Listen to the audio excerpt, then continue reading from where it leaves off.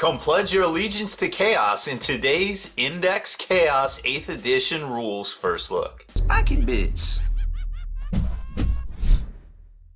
What's up, hobby maniacs? Rob Baer with you again today, taking a look at more 8th edition hotness. Today we've got the Index Chaos rulebook, I guess the new get us by rules, hopefully for what we're going to use currently here in 8th edition until we get our dedicated codex books here. Hopefully, I don't know, maybe they'll be first out of the gate. Wouldn't that be nice? But you know, it's kind of bittersweet for a lot of Chaos players because, you know, we just got the new Chaos Legion book back in December or January, I don't even know. Very little time to play with it until these rules came out, and there isn't a whole lot of flavor in here for any of the non-4 marked cult troops that come in here. So you're not going to see Iron Warriors rules, you're not going to see Word Bearer rules, you know, so it's a little, like I said, it's bittersweet. I mean, change is good. I mean, obviously Chaos is all about change, right? But it's a little kind of saddening too with the fact that we waited so long to get new rules, and then of course they've been superseded by this particular book right here in 8th edition. So there it is, got it out of the way, but always looking towards the future and the new hotness that 8th edition will bring, of course, for the the Dark Gods, the Denzians of the Warp. Love it. Okay, so here's your contents. You're going to see that you've got the Chaos Space Marines, which I guess they're calling Heretic Astartes now, because, well, that's what G-Dub does. And then you've got the particular cult troops right here. Kicks it over to Chaos Demons and the particular cult demons. Quester Traitoris, which is just Renegade Knights, for lack of a better term. That's their official name. That's their real people name. And then Chaos Bastions, Battleforged armies, you know, all of our index and appendix things that we need to make this army work. Now, of course, remember, any of your data sheets are going to include war gear that may or may not be included that you have to pay with points wise on their profile. Things like Berserkers and such doesn't look like you have to add war gear to their points if you're playing in match play here. You can see, well, that's Chaos Demons. One day we'll get the flip right. So points per model does not include war gear, so I was incorrect. Berserkers most definitely not only have to pay 16 points a model, starting with 5 models, but they're gonna have to pay for the war gear as well, whatever they want right there. So not only is the points index in the back of the book, but also what your particular war gear does if it isn't listed here on their data sheet. So that's the long story short there. You can find out more about power ratings and match play and all that stuff in our first look rulebook review, and I'm sure we'll be breaking all that stuff down here in the future as well. So jumping over to Chaos. Kind of some changes, you know, a few things that we didn't quite expect. Now, there is the keywords per the norm. You can be marked as well. And if you have the Mark of Chaos keyword, you have to choose one of the 4 main cult gods here, Khorne, Tzeentch, Nurgle, or Slaanesh.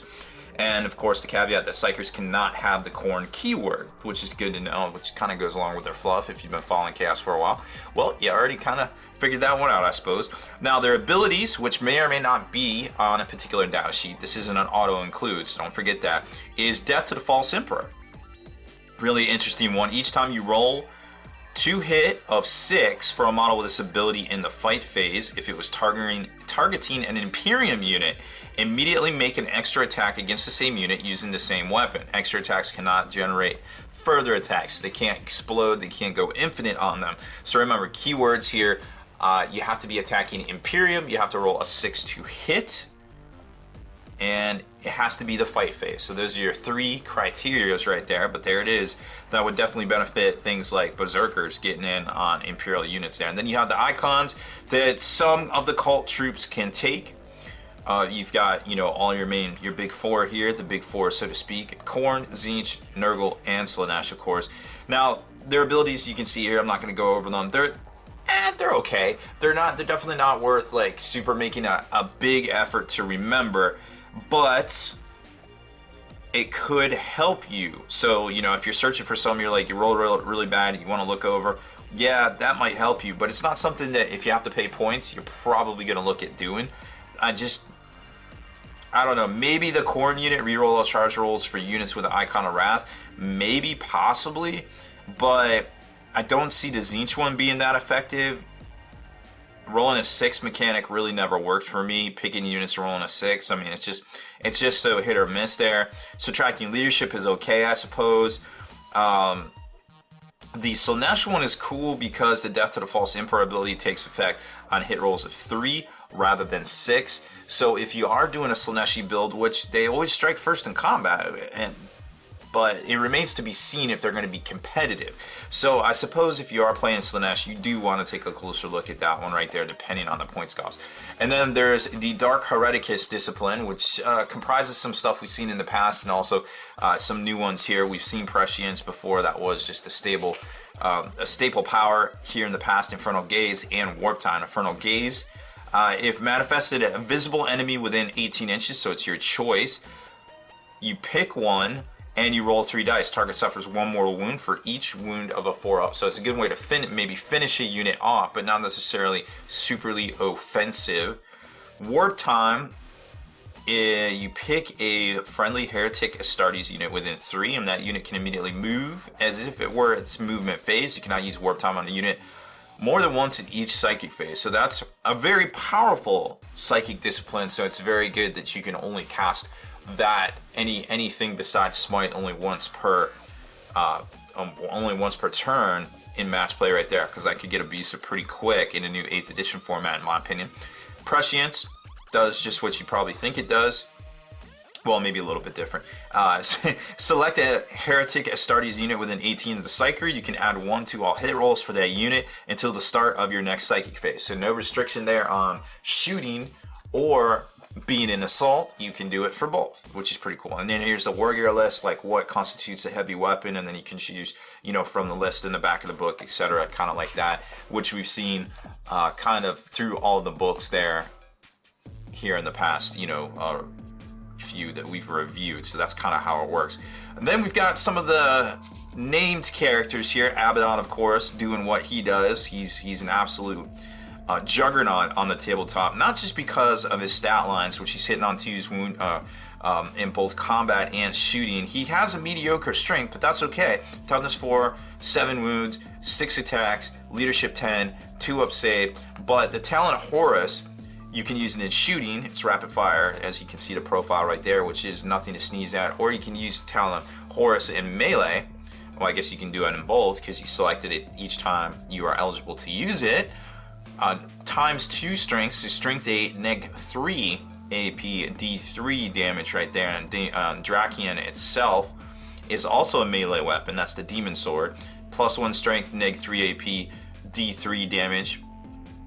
So if he can still take a mortal wound from activating a demon weapon like we saw in the past, but on a 2+, he makes that many additional attacks with this weapon. So assuming that your average roll is 4, you're going to be looking at making 10 attacks with this bad boy if you select a demon sword, and that bumps you up to strength 5 right there.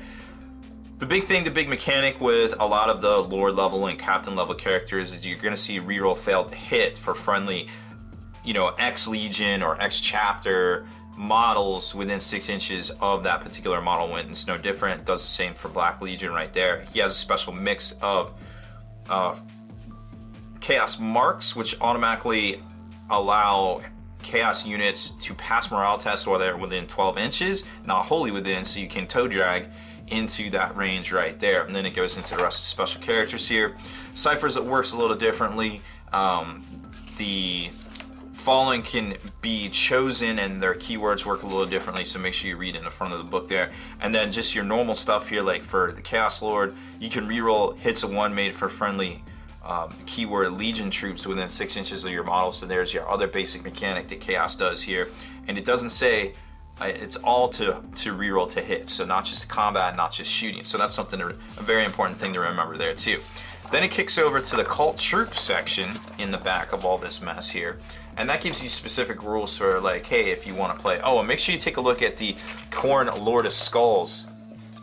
This thing's an absolute juggernaut on the tabletop. Like, I mean, he's a lot of points, but he is definitely worth fielding now, I feel like, where he might have been a little overcosted in the past. So each one of the cult armies will have a specific way to field it here and specific benefits. So, you have to take all market cast keyword, has to be Khorne. So though only those models. Oh, if it has, okay, it must be there. So that kind of makes sense. The World Eaters armies and Khorne Berserkers are troops instead of elite choices, so that helps you with depending on which detachment you're trying to do. But other than that, there's specific ones, obviously these two right here, and then it gets into Thousand Suns, similar restrictions, you know, with the Rubric Marines counts as troops instead of elites, but no additional psychic powers, which is really interesting because when you flip over to Death Guard, they get the Contagion Discipline, which is really interesting. And same deal, all of the Plague Hosts, the Death Guard, Plague Marines count as troops instead of elites. Now, Plague Casters have the ability to get the Contagion Discipline, boom, right there, and that consists of returning favorites, Miasma of Pestilence, Gift of Contagion, and Plague Wind, all things we've seen in the past that aren't too shabby.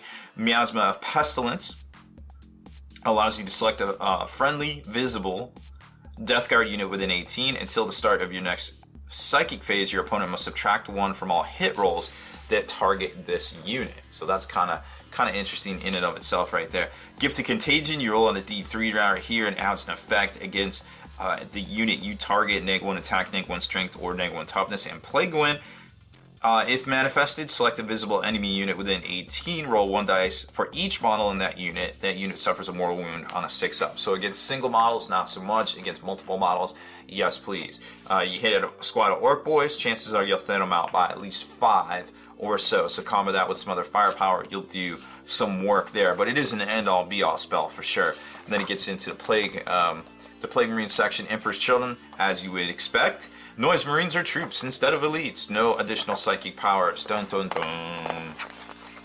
Alright, well, didn't see that coming, did you? Now it gets into the Demon section, and that's really interesting. This is there's a lot of content here, and I was kind of skipping ahead to this one because there is so much content to really understand about the new demons. So first off, units with the ability, the demonic ability, have a 5-up invulnerable save. Again, not every unit's going to have that, but you need to double check just to be sure. Each of the 4 main gods of chaos have a specific ability. So this makes your troops a little bit better, perhaps, than, say, some of the cult troops for Chaos Space Marines, which kind of makes sense if you think about it because, you know, Chaos Demons have been around for thousands and thousands of years, not just the 10,000 that the cult Space Marines have. So I suppose if you look at it that way, it kind of makes sense. But then again, a lot of us players that played Chaos before demons were even a thing are used to a certain kind of level of rules, which really could be argued that aren't reflected in this particular tome right here. So it's unfortunate, but again, looking forward to the future and hopefully additional releases for specific army lists here. So Khorne Demons get +1 in strengths and attack characteristics of all models in the unit until the end of the turn.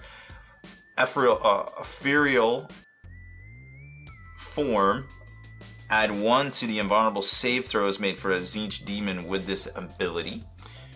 So theoretically, if they have demonic and they have this right off the bat, they would be 4-up invulnerable. Boom, boom, boom.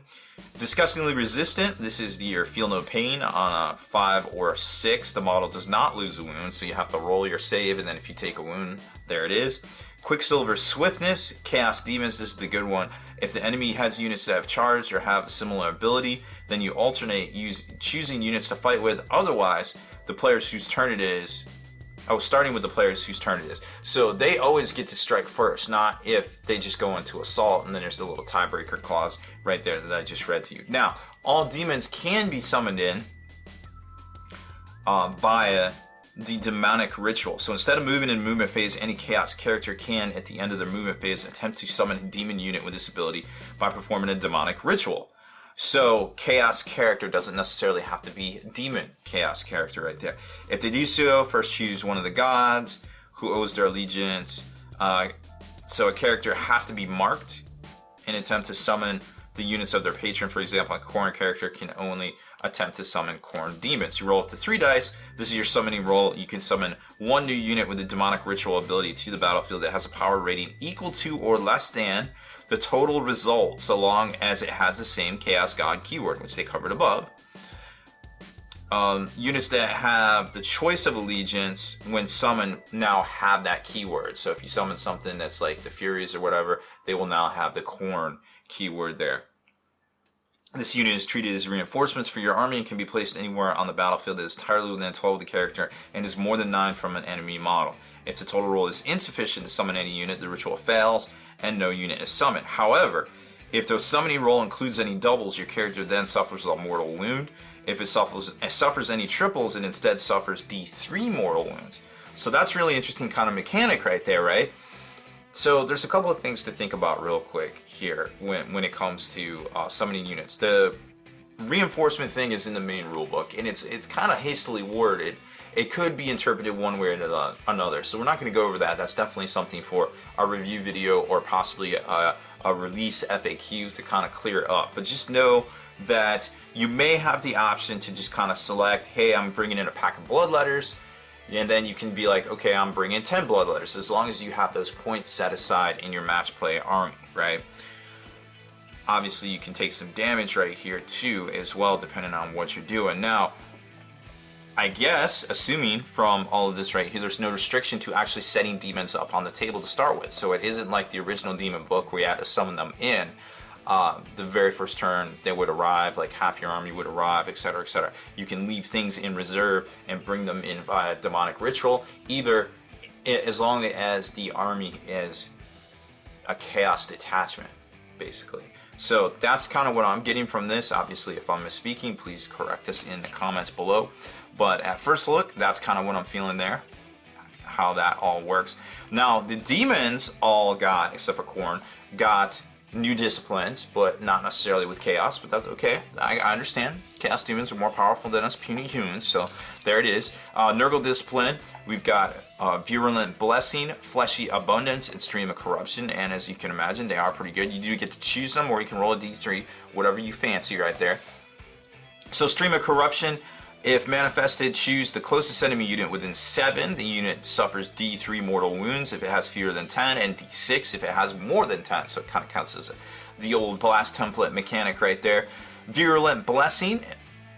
Pick a Nurgle demon unit within 18. You can add 1 to all wound rolls made for that unit in a fight phase. Furthermore, any wound rolls of 7+ made for that unit in the fight subphase inflict double damage. Boom. So there you go, you get them 6s, technically it's a 7, all day, every day, doing that double damage. Fleshy Abundance, it's basically a shooting attack. You pick a Nurgle demon unit within 18 inches of Psyker, that unit the other way around, it's like a focused, I guess they used to call them focused witchfires, but now it's like a, I guess you could just say it's a blessing. Recovers D3 wounds lost earlier in the battle. Now, I don't know if that means, and I haven't looked at the apothecary wording quite yet because we're working our way up to Marines, if that allows you to bring models back that have been removed from play. Not exactly sure of the wording there, but at the very least, if something has taken wounds, you could heal it back. That's probably something for one of our, more in-depth tips and tactics videos there. Slaanesh Discipline, Cacophonic Choir, has a warp charge of 7. If manifested, roll 2d6. The closest visible enemy unit within 18 suffers a mortal wound for each point that the total exceeds their leadership. It could be devastating if you roll high, but not necessarily super effective on a casting value of 7. Symphony of Pain. The nearest visible enemy unit within 18 is struck by unbearable pain. Your opponent must subtract 1 from all hit rolls made for this unit until the start of your next psychic phase. That could definitely benefit Slaaneshi forces there. Hysterical Frenzy. If manifested, a single friendly Slaaneshi demon unit within 18 that is within 1 inch of an enemy unit can pile in an attack as if it were the fight phase. So that's pretty cool right there, getting the super jump on things. You can't triple stamp a double stamp, but you definitely can maybe pile in and get some more attacks in the assault phase right there. Tzeentch Discipline. This is where the favorites come back. Boon of Change, Bolt of Change, and Treason of Tzeentch. I like Treason of Tzeentch. So Boon of Change is something that's gonna, I guess you could say that would be your blessing from back in the day. Target a friendly Tzeentch demon unit within 18 and roll a d3. Consult the table below to discover what characteristic bonus all models from that unit will receive until the end of your next psychic phase. So it's not gonna last the whole time. It's just gonna last for the rest of your turn until you activate again in the psychic phase. Bolt of Change. Pick a unit within 18 of the Psyker. Unit suffers D3 mortal wounds. If the character is slain by the power, you get a Chaos Spawn added to your army. Set them up within 1 inch of the character before the model is removed. And Treason of Tzeentch, warp charge of 8, so it's a little bit difficult to cast. Select a visible enemy character model within 18 apart from the opponent's warlord. Roll 2d6 if the result is greater than the character's leadership. You can treat the model as if it were a friendly model in your army, so you get to shoot, choose, charge, and fight with it in the fight subphase. At the end of the fight phase, the character reverts to being an enemy model because the opponent will then get to attack you back with it. So you don't lock them out completely. And then it goes into each section here. Now, a lot of different demon mechanics. There isn't like a super specific one. I mean, some of the greater demons allow units, their cult family units, within 6 of the model to take morale tests using this model's leadership instead of their own. And then you've got other stuff like Scarbrand, just doesn't care about any of that really. They don't even take morale checks, so there you go. Reroll failed hit and wound for attacks made by Skull Taker, the targeted character, because he just does what he does, but it isn't something that benefits out right there. Herald of Khorne. They are going to add 1 to strength characteristic of friendly Khorne demons within 6. So you kind of see how a lot of these cult troops are going to work. And then it gets into the Tzeentch section here, which isn't anything quite different for army composition. Same with Slaanesh. Same with Nurgle. And then it's going to be done with the overall demon section. And then you got generic chaos demons like just your Demon Prince, your Bellicors, your Chaos Furies, and your Soul Grinders right here. They aren't exactly marked, but they are going to count as demon or chaos there. So you kind of have to be careful on how you fit them into your Battle-Forged armies. And Bellicor is actually pretty good. You definitely going to want to be looking at taking him. And then over to the Renegade Knight, which is very similar to how it worked before. You can still take 2 of the Gattlers if you so desire. But remember, this is a base cost, and you have to equip all your weapons to give you what it normally comes with, what you can switch out for. And then, of course, you have to flip to the back and pay your points to get all that stuff there, like all your war gear listings in case you need them are back there as well. And then one last thing in this book, you got your Chaos Bastion, which we're going to talk more about terrain at a later date, but just know that it is in here and you can take a Chaos 1, or I guess 1 with the Chaos keyword. So this allows you to drag and drop this into your any chaos army out there, I guess, basically. So that's it for this one, folks. I hope you enjoyed our first look review of all of the chaotic forces in Index Chaos, the Heretic Astartes, the Chaos Demons, and the Questor Traitors. Of course, you've got the generic demons too, and the Chaos Bastion as well. Now, if you like our features here on this channel, make sure you subscribe to us here and turn on notifications so you can be the very first to like and comment on our new videos. And head on over to thelongwar.net. That's the home of the battle reports for exclusive content, early access videos, and more. Become a veteran of the Long War today.